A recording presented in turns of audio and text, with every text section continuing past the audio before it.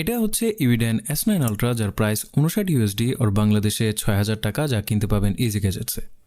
এটার base and pro ভেরিয়েন্টও আছে, যেগুলোর প্রাইস 40 and 50 USD রেসপেক্টিভলি। আমাকে যখন এই মাউস পাঠানো হয় আমি অনেক বেশি এক্সাইটেড হই এর কালার দেখে। এই কালার ভেরিয়েন্টের নাম ফ্লেম রেড। এছাড়া আরও 4টা কালার ভেরিয়েন্ট আছে, যার মধ্যে বেসিক ব্ল্যাক অ্যান্ড হোয়াইটও পেয়ে যাবেন। 6000 টাকার রেঞ্জে এই মাউস প্রোভাইড করছে ডুয়েল 8K পুলিং রেট, একটা খুব পরিচিত and widely accepted shape, PixArt 3950 sensor and 500 mAh এর ব্যাটারি।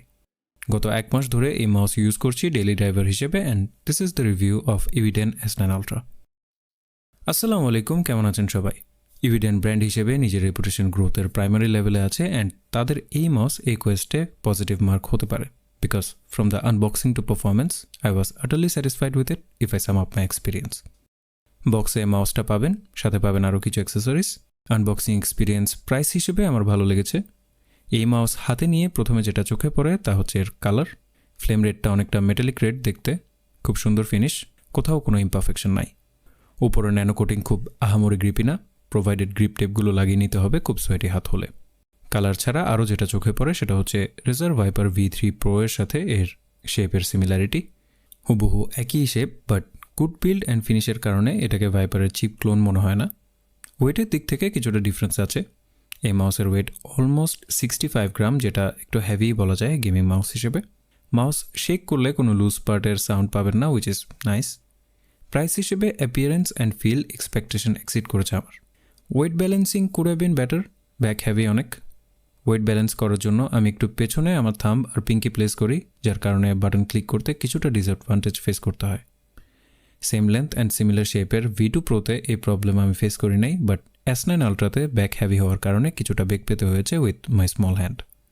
তবে হাত আর একটু বড় হলে প্রবলেম হওয়ার কথা না, আমি অ্যাজিউম করে নিচ্ছি এই shape normally large or medium large হাতের ইউজাররাই প্রেফার করবে, so I do not think this will be an issue.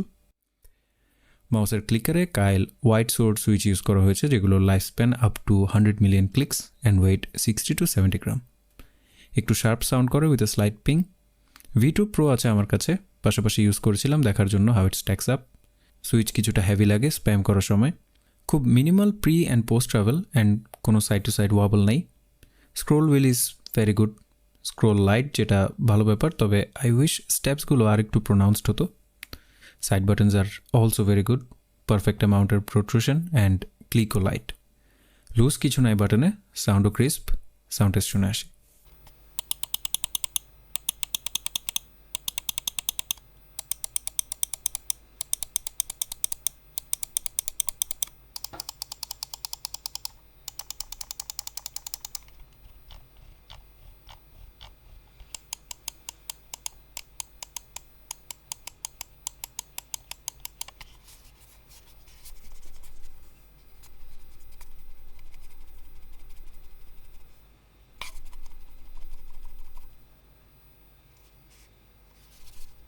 পেছনে DPI চেঞ্জের button and on of toggle দেখতে পাবেন।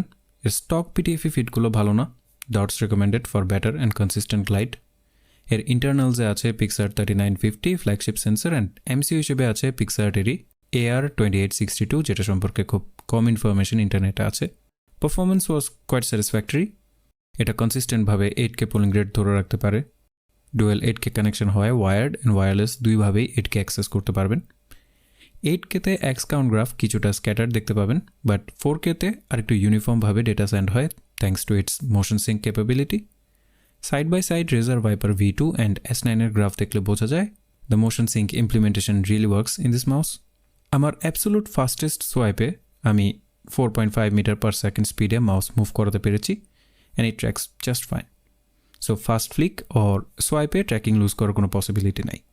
DPI deviation was around +40 for 800 DPI, which means it is actually around 840 when set in 800 DPI. Please remember যে টেস্টগুলো আমার limited resource and অ্যাবিলিটিতে করা, so the numbers might not be exactly accurate.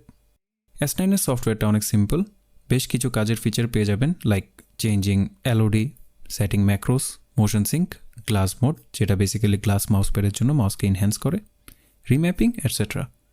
Software download and মাউসের graphs etcetera আমি আমার গ্রুপে দিয়ে রাখবো, you can access through the link in the description.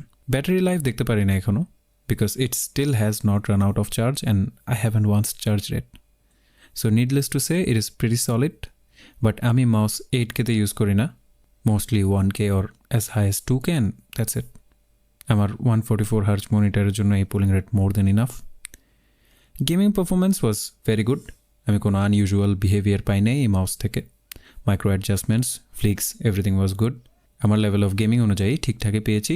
তবে শেপ, ওয়েট ব্যালেন্স অ্যান্ড আমার হাতের সাইজের কারণে মাউস আমার কিছুটা হেভি মনে হচ্ছিল।